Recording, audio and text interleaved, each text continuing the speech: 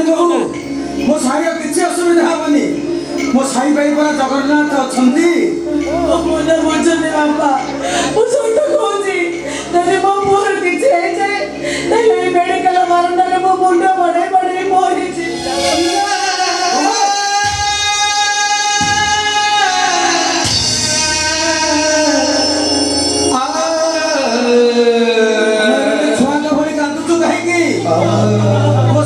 जगन्नाथ को उद्धार करने को निया को नहीं पड़ी थिला जगन्नाथ को भक्त मन कथा बुझीबनी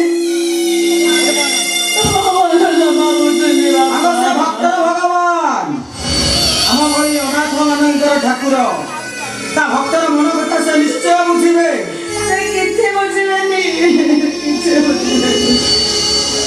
अरे बहु ता बापा जदी कोदिन बजार भल मंद किछि आनी थाए प्रथम से जगन्नाथ को खुआइब तापर से निजे खाइब दिन राति सब बेले तार खाली से जगन्नाथ चिंता मो जगन्नाथ केमिति रहिबे कौन खाइबे सब बेले तार खाली से जगन्नाथ को चिंता बापा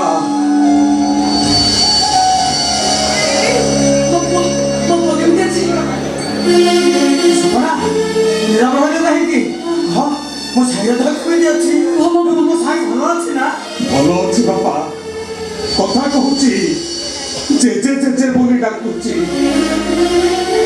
सुना हम मुझे मो साइड को देखिना बुझी केमिति जीव बापा डाक्टर परा मना करिसंती डाक्टर कहिसंती मो साई पाखरे केवल जड़े लोक रहिबे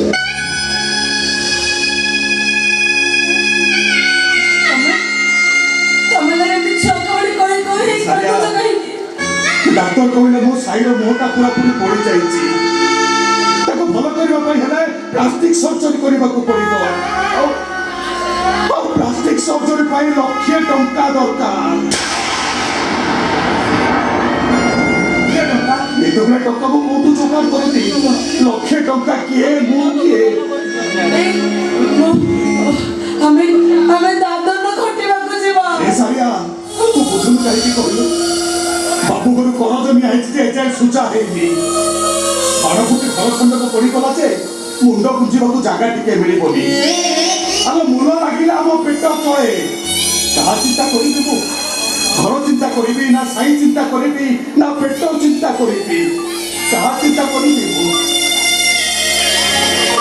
तनले हमें दादा न खटिबा को जीवा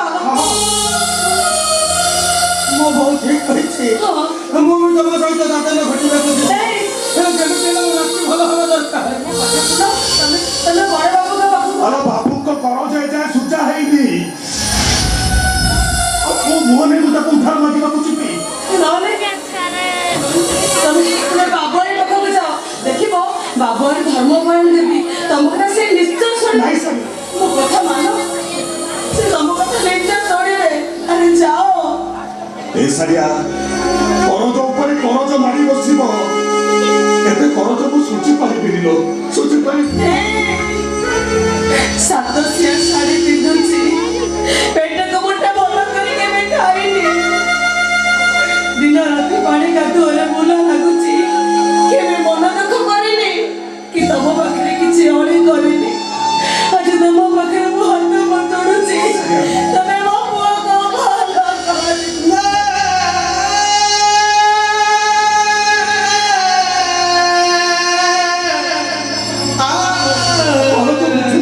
एते करज रे बुडी अछि जे करज म जमा सुची पारी पिनिलो जमा सुची पारी पिनिलो तब कहीं की व्यस्त हो जो हम सुमुंडा चाकरी कले हमें सब बाबू को टका सुधी दबा हां हां हम मो बहुत ठीक कहि छी हम समान चाकरी कले हम बाबू को सब टंका सुधी दबा अरे वो कथा मानो जाओ जा सपना तो जमादारी करनी अरे जा सपना जा ठीक अछि तमने जदि कहउचो ताले मु चिपी बाबू बाबानी को गोड़ हाथ धरी गुहारी करिबी आ गामुछा पाती भिक मागी कहिबी ए बाबू बाबुआनी मो साई को भलो करबा पाई मते मुठे भिक दियो तमे एका कहि की मो भी तमो संगे जेबी आ बाबू ବାବୁଆଣୀ ମାନଙ୍କର ଗୋଡ଼ ତଳେ ପଡ଼ି କହିବି, ହେ ବାବୁଆଣୀ ମାନେ, ମୋ ପୁଅକୁ ଭଲ କରିବା ପାଇଁ ମୋତେ ଭିକ ମୁଠେ ଦିଅ।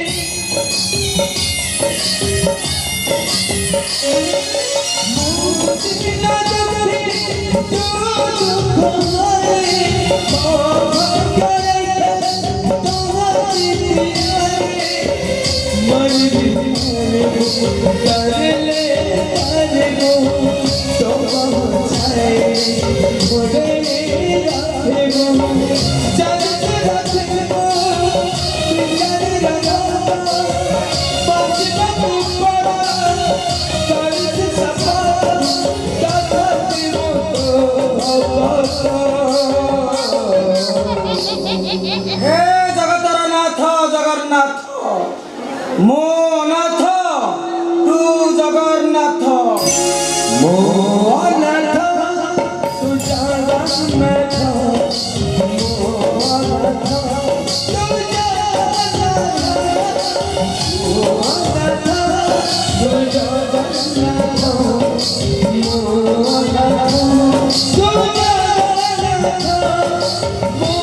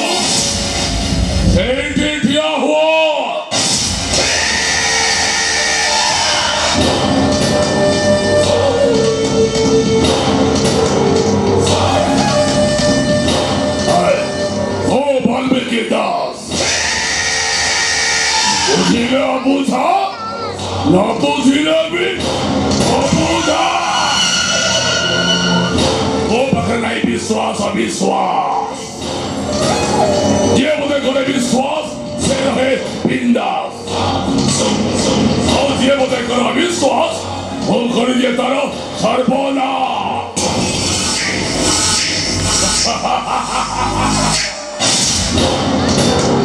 ये सर्वनाश बाटरे बाधो दियो निरंदिनी नहीं ए पद केबे भी पछा को फेरिबनी मेरे मन को पाखो को जेबी ओ बापर प्रायश्चित करि दे ए पापो प्रायश्चित हिसाब न करी अब एनिवर्सरी को उपभोग करो एनिवर्सरी आलो देखई बाण फुटाई बार नाटक करी मेरी वस्तु को तमे गाली देइछो केते मार कोठारे छुआ को तमे छड़ाई देइछो केते मेरी नारी को तमे भी धोखा करि देइछो केते असहाय को तमे बेकार कर देइछो वाल्मीकि दास उठाए पुत्र राक्षस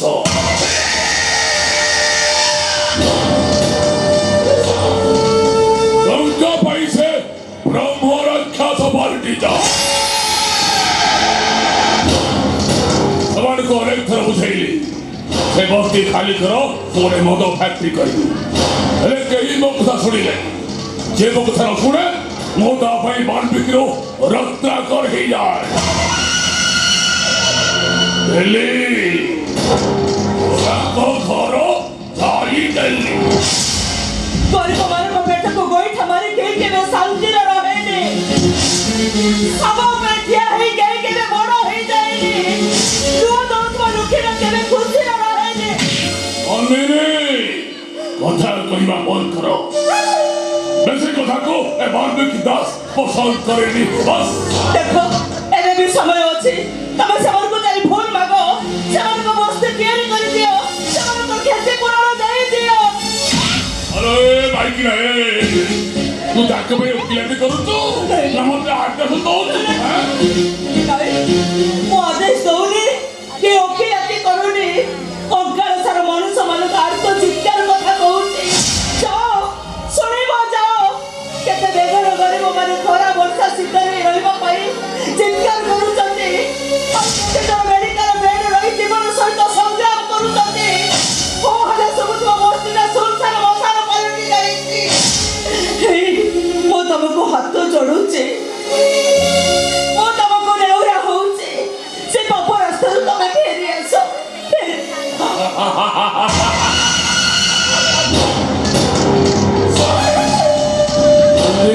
ନନ୍ଦିନୀ ଆଲୋ 10 ବର୍ଷ ମୋ ସହିତ ଘର ସଂସାର କରି ସାରିଲଣି। ତୋ ସ୍ୱାମୀର ଆଦବ କାଇଦା ବିଷୟରେ ଜାଣିପାରିଲନି? ଆଲୋ ରତ୍ନାକର ବାଲ୍ମୀକି ହେବାଟା ଶୁଣିଛୁ, ହେଲେ ବାଲ୍ମୀକି ରତ୍ନାକର ହେବାଟା କେବେ ଦେଖିନୁ କି ଜାଣିନୁ? ଯେ ମୋ କଥା ମାନେ ଘରେ ଘରେ ଘର ଭିତରକୁ ଯା, ତାହେଲେ ଏ ବାଲ୍ମୀକିର ରତ୍ନାକର ରୂପ ଦେଖେଇବ। ଆଲୋ 100 ବସ୍ତି ଜାଣିଦେଲେ ବି ମତେ କିଛି ଫରକ ପଡୁନି। ରାବଣର ଗର୍ବ ରହିନି, କଂସର ଅତ୍ୟାଚାର ରହିନି, ଆଉ ଆତ୍ମ ବଢିବା ରହିନି। ସମୟ ସବୁ ଭାଙ୍ଗି ରୁଟି ଚୁରମାର କରିଦେଇଛି। ଶୁଣ, ତମେ ଯୋଉ ଗର୍ବ ଅହଙ୍କାର ଆତ୍ମ ବଢିବାର ବଳିୟାର ହେଇଛ, ସେ ଗର୍ବ ଅହଙ୍କାର ଆତ୍ମ ବଢିବା ତମର ରହିବନି। ସେଇ ଗରିବମାନଙ୍କର ଆଖି ଲୁହରେ ସବୁ ଜଳି ପଡି ପାଉଛ। ଖାଲି ବାଇକି ନା ମତେ ଅପେକ୍ଷା କରୁଛୁ? ମାରିଦେବି ଆଜି ଜିଅନ୍ତା ମାରିଦେବି।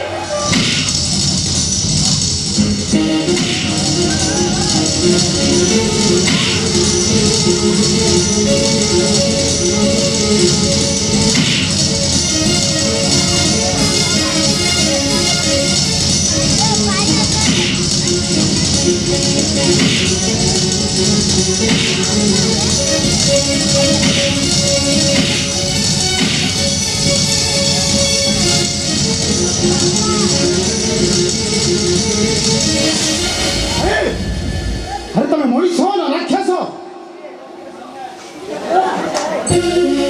ଭାଇ ଭଜକୁ ମାରୁନି, ଛାଡ଼ିଦିଅ ତାଙ୍କୁ। ନାଇଁ ବିଶ୍ୱ, ତମେ ଏଠୁ ଚାଲିଯାଅ।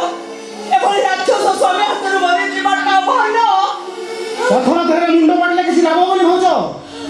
ଯିଏ ନିଜକୁ ବୁଝିନି, ନିଜ ଚରିତ୍ରକୁ ବୁଝିନି, ସେ ତମ ତ୍ୟାଗ ଉପଦେଶର ମୂଲ୍ୟ ବୁଝିବ କେମିତି?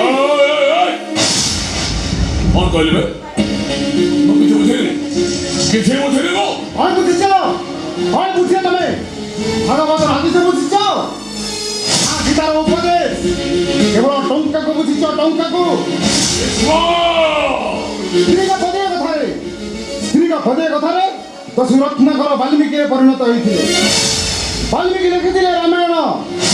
ଯୋଉ ରାମାୟଣ ଲେଖି ଏ ସମାଜକୁ ସେ ବୁଝେଇ ଦେଇଥିଲେ ବାପ ପୁଅର ସମ୍ପର୍କ କ'ଣ, ମା ପୁଅର ସମ୍ପର୍କ କ'ଣ, ଭାଇ ଭାଇର ସମ୍ପର୍କ କ'ଣ, ସ୍ୱାମୀ ସ୍ତ୍ରୀର ସମ୍ପର୍କ କ'ଣ। ମୁଁ ତମକୁ ହାତ ଯୋଡ଼ି ନେଉରା ହଉଛି। ତମ ନାଁକୁ ତମେ ଅପବିତ୍ର କରନି, ତମ ନାଁକୁ ତମେ ସାର୍ଥକ କରିଦିଅ। ପ୍ରକୃତରେ ତମେ ବାଲ୍ମୀକି ପାଲଟିଛ। ଆମେ ତ ଔଷଧରେ କେତେ ଟଙ୍କା ଖର୍ଚ୍ଚ ତାର ହିସାବ ରଖିଛ। ହାର୍ଟ ଅପରେସନ ହେଇଛି, ହାର୍ଟ ଅପରେସନ କେତେ ଟଙ୍କା ଖର୍ଚ୍ଚ ହେଇଛି ଜାଣିଛ? ଆମେ ଔଷଧ ନ ଖାଇଲେ ମରିଯିବୁ ଏ କଥାଟା ଜାଣିଥା। ଆଉ ତୋରେ ଗେଲ ବସରି ଭାବୁଛ ଦାମୀ ପାଟ ଶାଢୀ ପିନ୍ଧୁଛି, ମାଇକିନା ସୁନା କଳରେ ଥାଉଣି ହେଇଯାଉଛି। ତମ ଝିଅର ଭାଉଜ ପାଇଁ ମାସକୁ ମୋର କେତେ ଟଙ୍କା ଖର୍ଚ୍ଚ ହଉଛି ତାର ହିସାବ ରଖିଛ। କାଶ୍ମୀରୀ ଚାଉଳ ଦାମୀ ଘର ଡାଲି ନହେଲେ ଏ ଦିଅର ଭାଉଜଙ୍କ ଭାତ ରୁଚୁନି।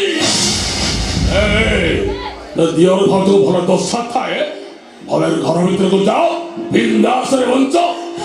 ଜୀବନ ନାହିଁ ବଞ୍ଚିବା ଅପେକ୍ଷା ମରିଯିବାଟା ଭଲ।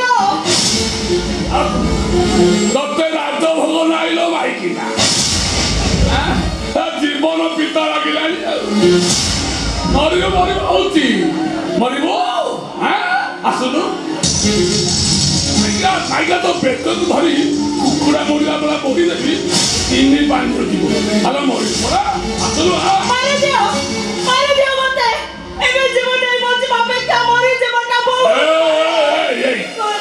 ଭାଇକିନା ମୋ ସହ କଥା ରହୁଛୁ କଣ ଭାବୁଛୁ ତୋର ତ ରୂପ ମୋ ରସ ଖାଲି ବହି ପଡୁଛି।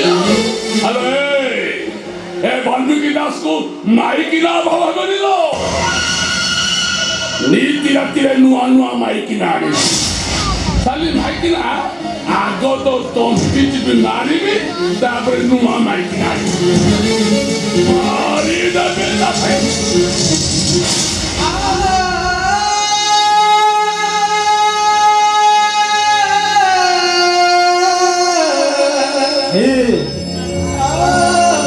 ସମୟ ସବୁବେଳେ ସାଥ ଦିଏନି। ଭାଗ୍ୟ ଯେତେବେଳେ ଗରମ ଉଠାଏ ସବୁ ଓରଣ ପାଲନ ହେଇଯାଏ। ସମୟ ପାଖରେ ରୁହେନି ସମ୍ପର୍କ ବାଟ ଭାଙ୍ଗି ଚାଲିଯାଏ। ରାତିର ସ୍ୱପ୍ନ ସକାଳକୁ ନଥାଏ ମରିଚିକା ପରି ବାଟବଣା ହେଇଯାଏ। ବାଟବଣା ହେଇଯିବ ତମେ ବାଟବଣା ହେଇଯିବ ସେଇଠି ଠିଆ ହୁଅ।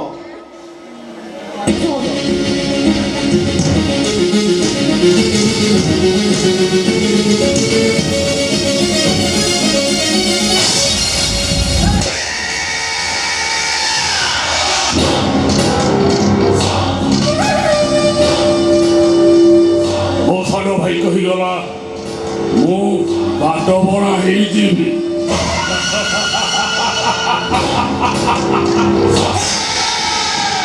ସେ ନିଜ ବାଟ ନିଜେ ତିଆରି କରେ ସେ ନିଜ ଭାଗ୍ୟ ନିଜେ ଲେଖେ। ଇଏ ପୁଣି ବାଟବଣା ହେଇଯିବ ତା ଭାଗ୍ୟ ପୁଣି ଘର ଲେଉଟେଇବ।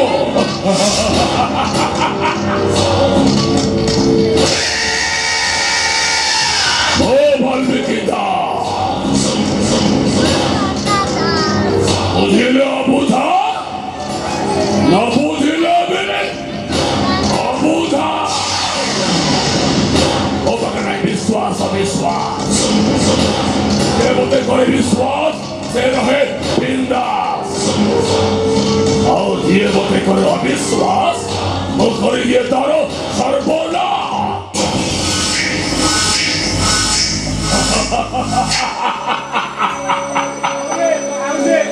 ବାବୁ ଜୁହା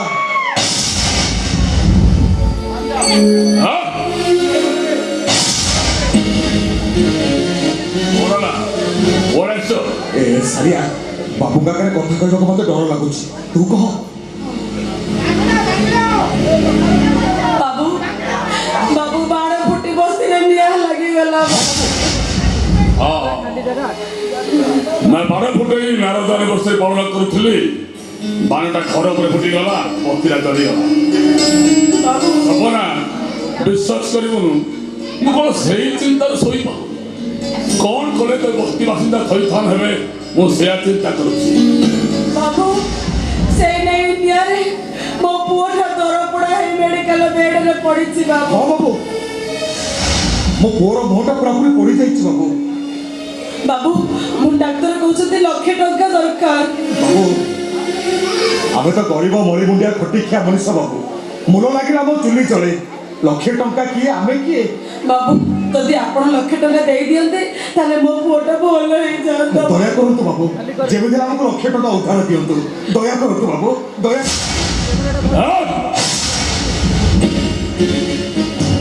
नगर टंका गछ लगे तब कहीदेव टंका तोड़देवी धरदेवी जा जा जा टंका नहीं सरकार कही निश्चित व्यवस्था करी ନାଇଁ ବାବୁ ନାଇଁ ଆପଣ ସେମିତି କୁହନ୍ତୁନି ବାବୁ ଆପଣ ହଉଛନ୍ତି ଆମ ମାଲିକ ଆମେ ଆପଣଙ୍କର ଚାକର ଯଦି ଆପଣ ଆମକୁ ସାହା ନ ହେବେ ତାହେଲେ କିଏ ସାହା ହେବ ବାବୁ ଆପଣଙ୍କୁ ଆମେ କଥା ଦଉଛୁ ଆପଣଙ୍କ ଟଙ୍କା ଆମେ ନିଶ୍ଚୟ ସୁଝି ଦେବୁ ବାବୁ କେମିତି ସୁଝିବୁ ଆରେ କେମିତି ସୁଝିବୁ तो दियर पाठ पढ़ा तो स्वामी मोर कर नहीं से टंकार एपर्यंत टंका टी सुझी पुणी कर सुझिबू केमी बाबू मु आपनको कथा दउची मो सानो भाईटा चाकरी कले आपनको सब कर्ज सुझी देबी आकाश कहिया चिलिका माछ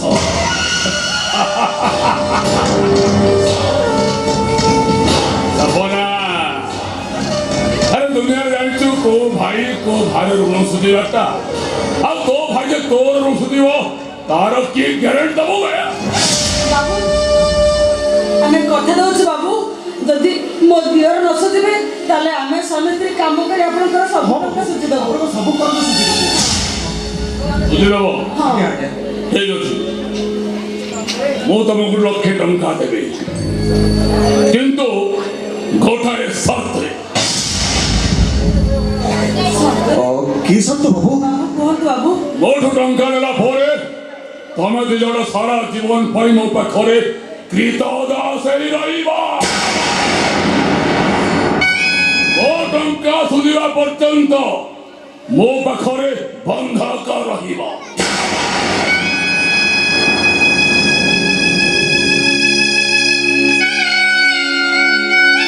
ए सरिया ହଁ कोन करिबा ରାଜି ହେଇଯିବ। बाबू को कथा रे राजी हे जिबा ହଁ ରାଜି ହେଇଯିବ। बाबू आमे आपनको कथा रे राजी राजी बाबू আরে কথারে কইলা হবি কথাকু এ বাল্মীকি দাস বিশ্বাস করে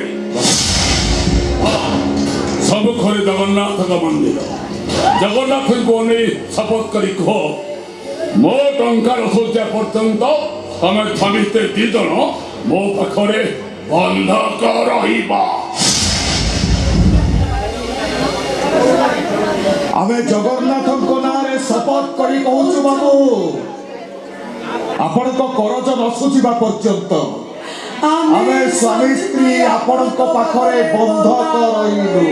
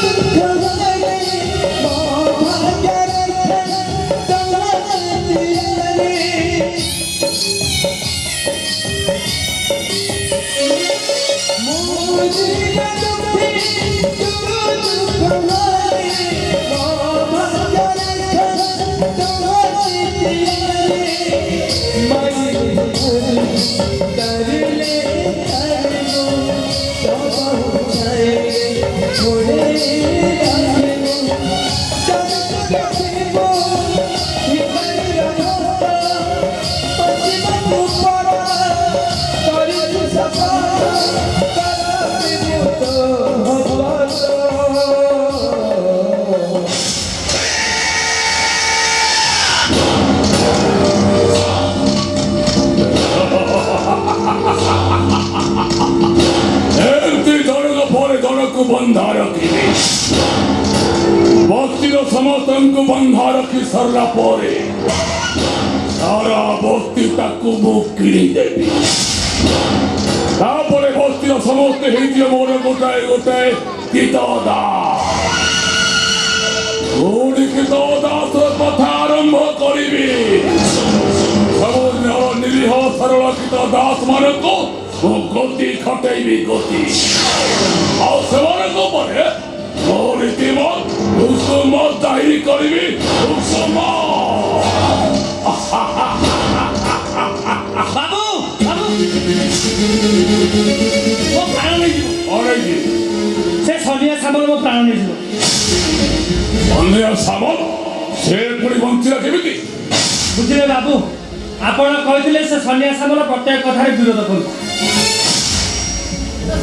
ତା ଘର ଆଗରେ ଧରି ବାଣ ଗୋଟେ ଫୁଟେଇଦବ, ଆଉ ସୁଯୋଗ ଦେଖି ତା ଘରେ ନିଆଁ ଲଗେଇଦବ।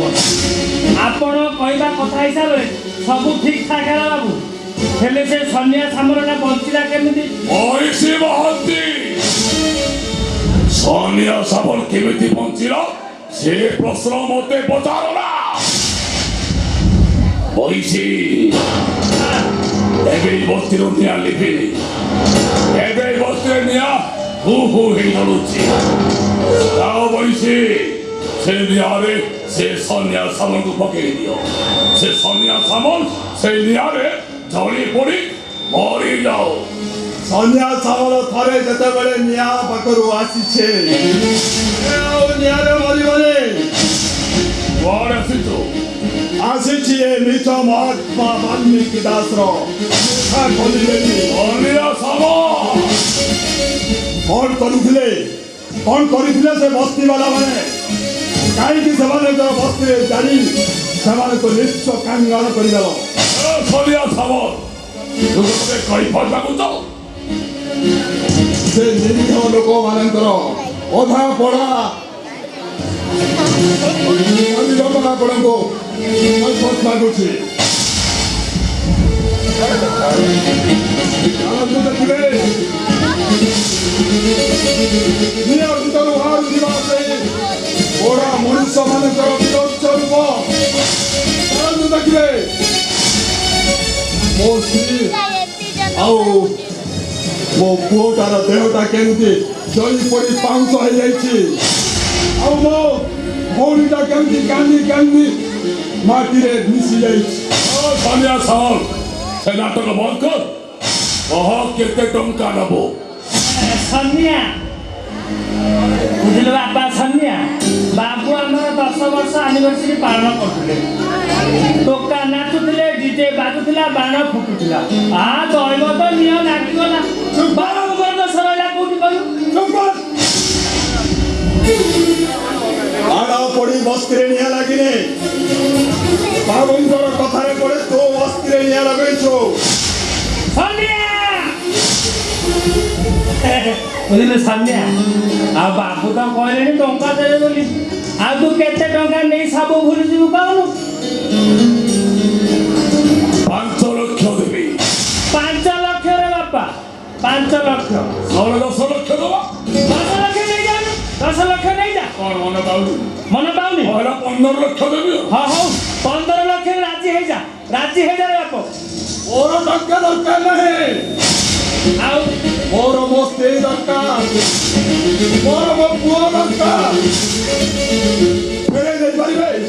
ଫେରେଇ ଦେଇପାରିବେ ମୋ ସ୍ତ୍ରୀକୁ? ଫେରେଇ ଦେଇପାରିବେ ମୋ ପୁଅକୁ? କୁହନ୍ତୁ ବାବୁ, ଫେରେଇ ଦେଇପାରିବେ ମୋ ସ୍ତ୍ରୀ ଆଉ ପୁଅକୁ? ସ୍ତ୍ରୀଟା ମରିଗଲା, ପୁଅଟା ମରିଗଲା, କଣ ଦୁନିଆ ବାସିଗଲା? ଏବେ ଦୁନିଆ ତାକୁ ଓଲଟେଇଲା ଭଳିଆ କଥାବାର୍ତ୍ତା କରୁଛୁ। ସନିଆ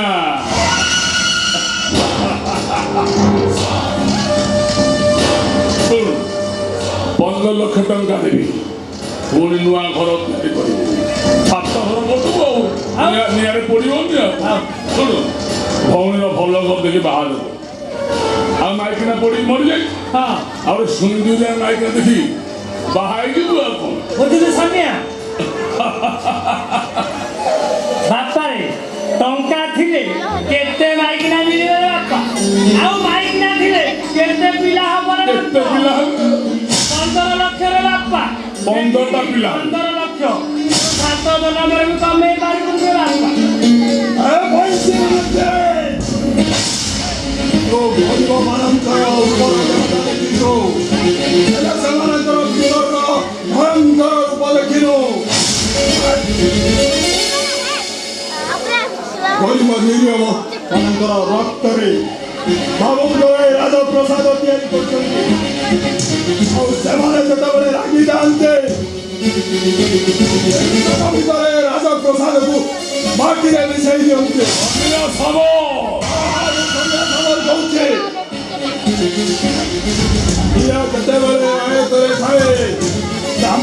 আসে সেତେବେଳେ নিয়ামত হয়ে সর্বনাশ করে দিয়ে অনিয়া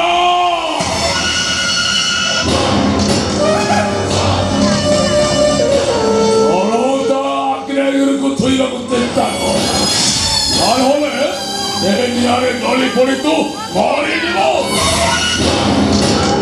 ও মরি সারিছে এই দেখো কি দেখন্তু কেমতি কলা কাঠ পালন যাইছি আপন বিଷୟରେ কি কলা কাঠ পালন ଯିବେ অনুতাপ କରି କରି মরিবে ଆପଣଙ୍କ ବିରୁଦ୍ଧରେ ମୁଁ ଏବେ ଥାନାରେ ଦେବି সোশ্যাল মিডিয়াରେ ଆପଣଙ୍କ ଏ ବାଲ୍ମୀକି ଦାସର କେସ୍ ଏଇଠି ଭିତର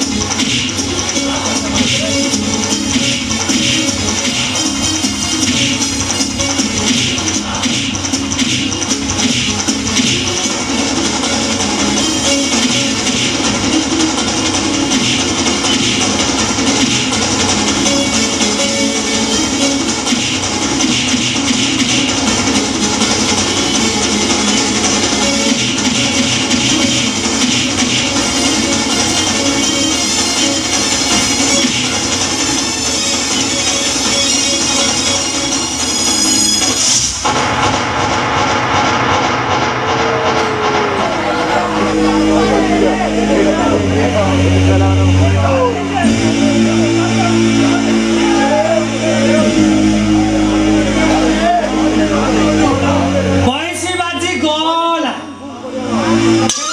ଶେଷ ଆଉ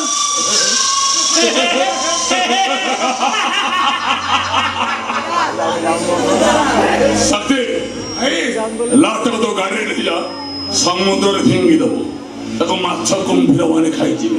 ଭାଇ ଆପଣ ଜମା ଟେନସନ ନିଅନ୍ତୁ ସ୍ୱୟଂ ନାରାୟଣ ଆସିଲେ ବି ଏ ଶଳାଟାକୁ ଖୋଜି ପାରିବେନି। ବଇଁଶୀ ସାରେ ତମେ ବସ୍ତିକୁ ଯାଅ ହଁ। ବସ୍ତିରେ ପଡ଼ିଥିବା ବାଉଁଶ ଗଦାକୁ ସଫା କରି ଗୋଟେ କାର୍ପେଟ ବିଛାଇ ଦିଅ ଫେବର ପକେଇଦେବି ଆଉ ମରିଯାଇଥିବା ଲୋକମାନଙ୍କର ଆତ୍ମାର ସଦ୍ଗତି କାମନା କରିବା।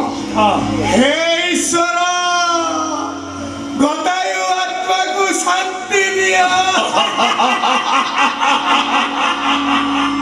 ଓ ବାଲ୍ମୀକି ଦାସ ବୁଝିଲେ ଅବୁଝା ନ ବୁଝିଲେ ବି ଅବୁଝା ମୋ ପାଖରେ ନାହିଁ ବିଶ୍ୱାସ ଯିଏ ମୋତେ କରେ ବିଶ୍ୱାସ ସେ ରହେ ବିନ୍ଦାସ ଆଉ ଯିଏ ମୋତେ କରେ ଅବିଶ୍ୱାସ ମୁଁ କରିଦିଏ ତାର ସର୍ବନାଶ।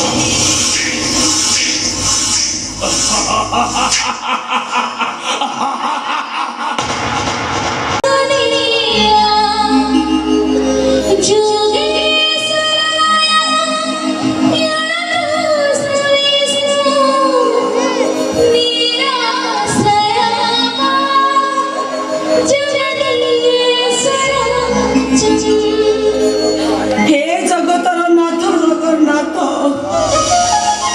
हे पतित पावन करुणार सिंधु दीन बंधु दुःखरे मो पुओ को भूल कर दियो प्रभु आम मान को दुखी रखी गरीब लोक मान को पाई तुम्हें एक साहबरसा ଏ ସାରିଆ ଆଉ ଡେରି କରୁଛୁ କାହିଁକି ଶୀଘ୍ର ବାହାରି ପଡ଼ ମୁଁ କଣ ବାହାରିବି ସାଇବା ଠାକୁର ଘର ଏ ପର୍ଯ୍ୟନ୍ତ ଆଉ ଆସିନି। ଡାକ୍ତର କହିଛନ୍ତି ମେଡିକାଲରେ 3 ଦିନ ରହିବାକୁ ପଡ଼ିବ ଶୁଣୁ ଏଇ 3 ଦିନ ପାଇଁ ଯାହା ଯାହା ଜିନିଷ ଦରକାର ସବୁ ଯୋଗାଡ଼ କରିନେ କାରଣ ସେଠି ଯଦି ଗୋଟେ ଜିନିଷ କିଣିବାକୁ ପଡ଼ିବ ନା ଟଙ୍କାକର ଜିନିଷକୁ 10 ଟଙ୍କା ନେବେ ହଁ ଭାଉଜ ସବୁ କିଛି ଯୋଗାଡ଼ କରିଦେଇଛି ସାଇ ପାଇଁ ଛତୁଆ ଗୁଡ଼ ବି ଦେଇଦେଇଛି ତାକୁ ଖାଇବାକୁ ଦବ ବାହାର ଖାଇବା ଦବନି ବାହାର ଖାଇବା ଖାଇଲେ ତା ଦେହ ଖରାପ ହବ ଏ ଋତୁ ଡାକ୍ତର କହିଛନ୍ତି ଆମେ 3 ଦିନ ମେଡିକାଲରେ ରହିବୁ ଏଇ 3 ଦିନ ପାଇଁ ଯାହା ଯାହା ଦରକାର ତ ଯୋଗାଡ଼ କରୁଛୁ ତା ଛଡ଼ା ବାପା କଥା ସୁମନ କଥା ଠିକରେ ବୁଝିବୁ ଭାଇ ମୁଁ କ'ଣ କହୁଥିଲି କି ମୁଁ ତମ ସହିତ ମେଡିକାଲକୁ ଯାଇଥାନ୍ତି ଓ ଏ ସାଇକି ଛାଡ଼ି ମୁଁ ଜମା ବି ରହିପାରିବିନି ଋତୁ ତମେ ଯଦି ଆମ ସାଙ୍ଗରେ ଯିବ ତାହେଲେ ଘର କଥା ବାପା କଥା ସୁମନ କଥା କିଏ ବୁଝିବ ତେଣୁ ମୁଁ କ'ଣ କହୁଛି କି 3ଟା ଦିନ ଆଖି ବୁଝିଦେଲେ ସରିଯିବ ତମେ ଯାଅ ଘରେ ଭିତରକୁ ଯାଅ ଆମ ସାଇକୁ ପଠେଇଦବ ଗଲେ ଯାଅ।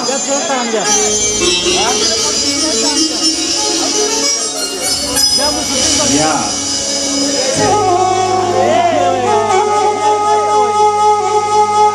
ସନିଆଟା ଘର ପଡ଼ରେ ମରିଗଲା ପରେ ଋତୁଟା ପୁରାପୁରି ଭାଙ୍ଗି ପଡ଼ିଛି। ଏମିତି ଗୋଟେ ଅକାଳ ବିପତ୍ତି ଆସିବ,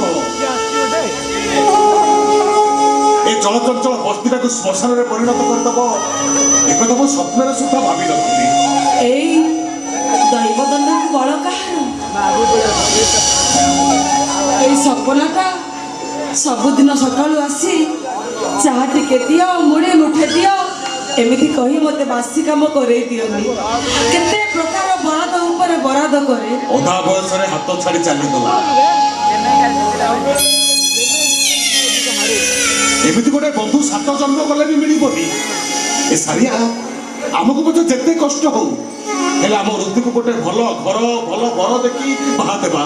ତା ନହେଲେ ମୋ ସାଙ୍ଗର ଆତ୍ମା ଜମା ଶାନ୍ତି ପାଇବନି ଲୋ। ଏଇ ତମେ କଣ ମୋ ଉପରେ ବିଶ୍ୱାସ ନାହିଁ? ଦେଖିବ ଖାଲି ଆମ ସୁମନର ଚାକିରିଟା ହେଇଯାଉ, ଆମେ ଋତୁକୁ ବଡ ଘରେ ଦେଖି ବାହା ଦେବା, ରାଜକୁମାର ପରି ବର ଦେବା। ଠିକ ଅଛି, ଠିକ ଅଛି। ହଁ, ଖାଲି ସୁମନର ଚାକିରିଟା ହେଇଯାଉ। ଭାଉଜ,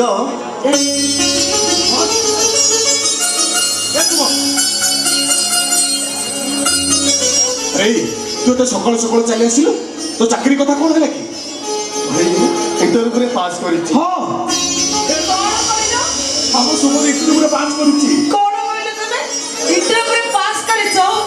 ଏଇ ମୁଁ କଣ କହୁଥିଲି ଦେଖିଲ, ଆମକୁ ଜଗନ୍ନାଥ ସାହା ଭରସା। ଏ ସୁମନ କହିଲ ତମେ କେବେ ଚାକିରି କରିବାକୁ ଯିବ? ତମେ ଯେବେ ଚାକିରି କରିବାକୁ ଯିବ ନା, ମୁଁ ଜଗନ୍ନାଥଙ୍କ ପାଖରେ 108 ନଡ଼ିଆ ବାଡ଼େଇ। ତମେ କେବେ ଯିବ କୁହ? ଭାଉଜ ରିଟିନରେ ପାସ୍ କରିଛି। ଭାଇ ବାହାରରେ ପାସ୍ କରିଛି, ହେଲେ ଚାକିରି ହବ କିଛି ତାର ଗ୍ୟାରେଣ୍ଟି ନାହିଁ। ମତେ ଲାଗୁଛି ସେମାନଙ୍କ କଥାରେ ରାଜି ନହେଲେ ମୋ ଚାକିରି ହବନି। ମାନେ ସେମାନେ କଣ କହୁଛନ୍ତି? ତମେ ତ ସବୁଥିରେ ପାସ୍ କଲ, ପୁଣି ସେମାନେ କଣ କହୁଛନ୍ତି? ଏଇଥିପାଇଁ ଯେ ଡୋନେସନ ନଦେଲେ ମୋ ଫାଇଲଟା ତଳେ ରହିଯିବ। ଏ ସୁମନ, ଆରେ ଡୋନେସନ ଦେଇ ଚାକିରି କରିବା ଦରକାର ନାହିଁ। ହଁ, ଏମିତି 1000 ଥର ଇଣ୍ଟରଭ୍ୟୁ ପାସ୍ କଲେ ବି ବିନା ଡୋନେସନରେ ଚାକିରି ହବନି। ଇଣ୍ଟରଭ୍ୟୁ ପାସ୍ କରିବା ପୂର୍ବରୁ କେତେ ଟଙ୍କା ଦେଇପାରିବ ସେ କଥା ଆଗେ ଡିଲ୍ ହଉ। ସୁମନ, ଆରେ କେତେ ଟଙ୍କା ମାଗୁଛନ୍ତି ସେମାନେ? 1,00,000 ଟଙ୍କା। ଲକ୍ଷେ ଟଙ୍କା? 1,00,000 ଟଙ୍କା? ମୋ ରେଟ୍ ଭଲ ଅଛି ବୋଲି ଭୋଜି ଖାଇବା ପାଇଁ 1,00,000 ଟଙ୍କା ମାଗୁଛନ୍ତି। ତା ନହେଲେ ଏଇ ପୋଷ୍ଟ ପାଇଁ 10 ଲକ୍ଷ ଟଙ୍କା ନେଇଥାନ୍ତେ। ଆରେ ଏତେ ଗୁଡା ଟଙ୍କା ଆସିବ କୋଉଠୁ? ଏ ସୁମନ, ମୁଁ କଣ କହୁଥିଲି କି ଏ ସୁମନ, ଆରେ ତୁ ତ ସବୁ କଥା ଭଲ ଭାବରେ ଜାଣୁ। ଭଲ ନ ଲାଗିଲେ ଆମ ପେଟ ଚଳିବନି। ବାଣ ଫୁଟି ଘର ଖଣ୍ଡକ ପଡିଗଲା ଯେ ଭଲ କରି ଛପର କରିପାରିନି, ନଳା ଚାଳିଆ ତଳେ ରହୁଛେ।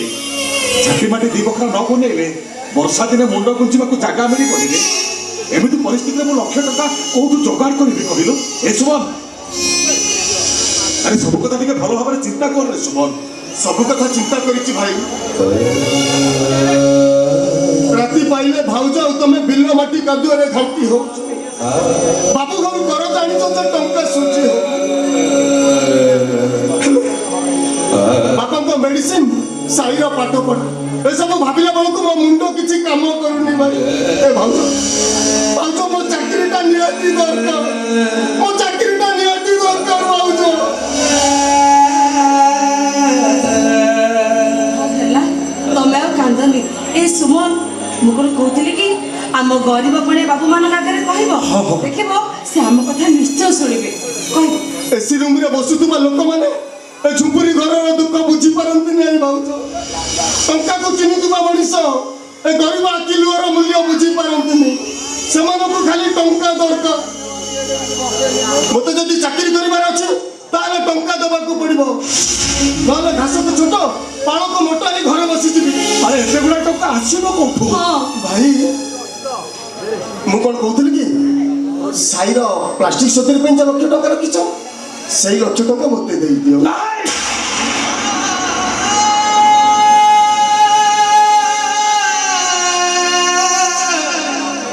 ନାଇଁ ସୁମନ, ଆରେ ଆମର ସେ ଚାକିରି ଦରକାର ନାହିଁ ରେ।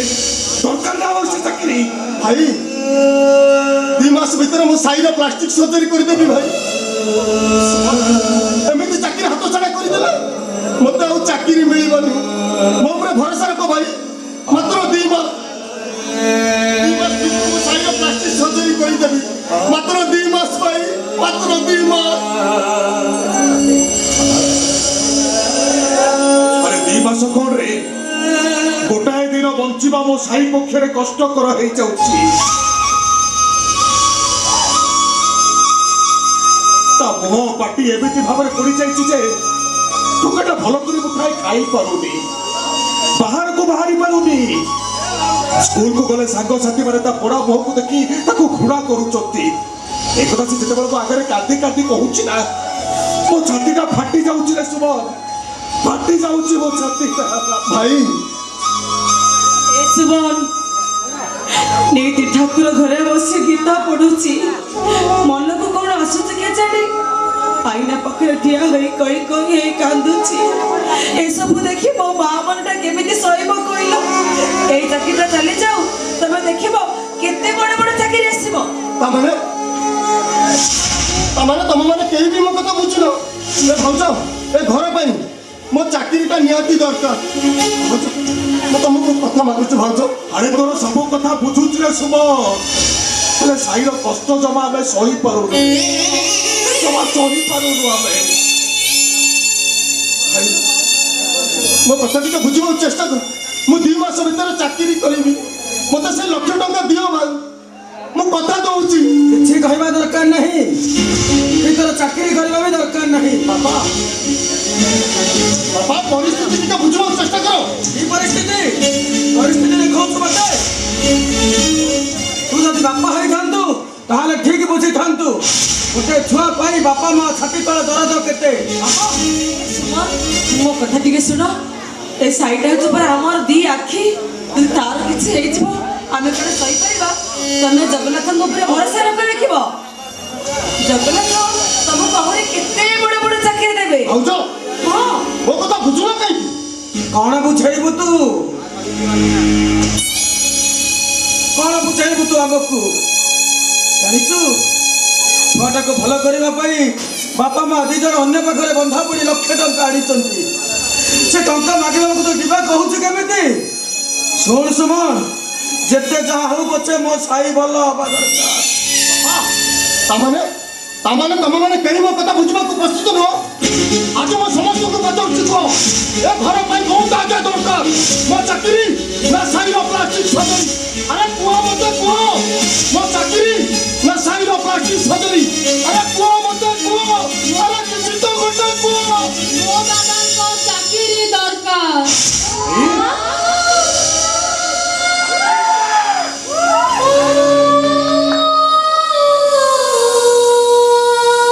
ନିଅ ଦାଦା, ଏ ଟଙ୍କା ନେଇ ଚାକିରି କର।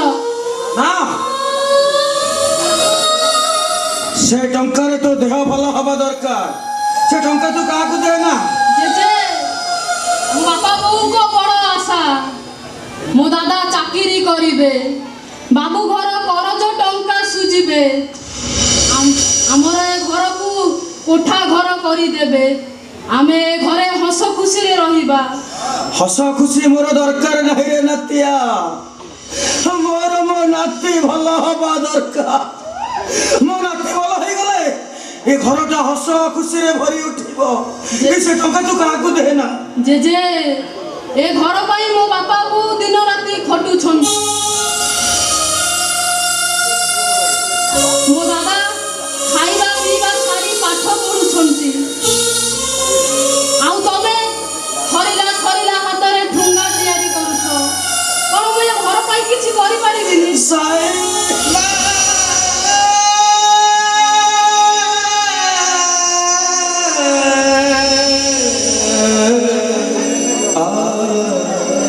তো কষ্ট ମୁଁ ସହିପାରୁନି ରେ ସାଇ।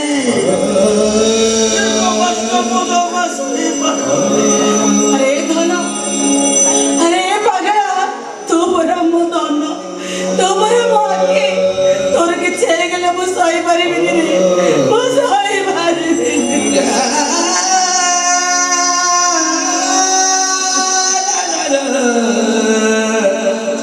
ବୋଉଲୋ, ବାରି ବର କରି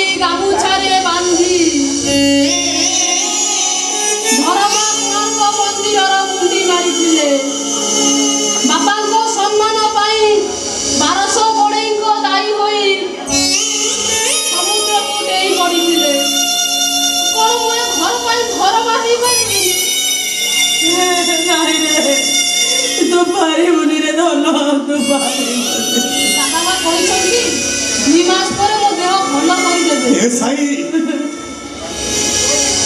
ଏ ଧନ ଆରେ 2 ମାସର କଷ୍ଟ ତୁ କେମିତି ସହିବୁ ରେ? ବାପା ବୋଉ ଆଉ ତମେ ଦିନ ରାତି ପାଣି କାଦୁଅରେ ଘାଣ୍ଟି ହଉଛ। ସେ କଷ୍ଟ ଠାରୁ କଣ ମୋ କଷ୍ଟ ଅଧିକ? ଏ ଘରର ଖୁସି ପାଇଁ ମତେ କେତେ କଷ୍ଟ ସହିବାକୁ ପଡିବ, ମୁଁ ସହିଯିବି।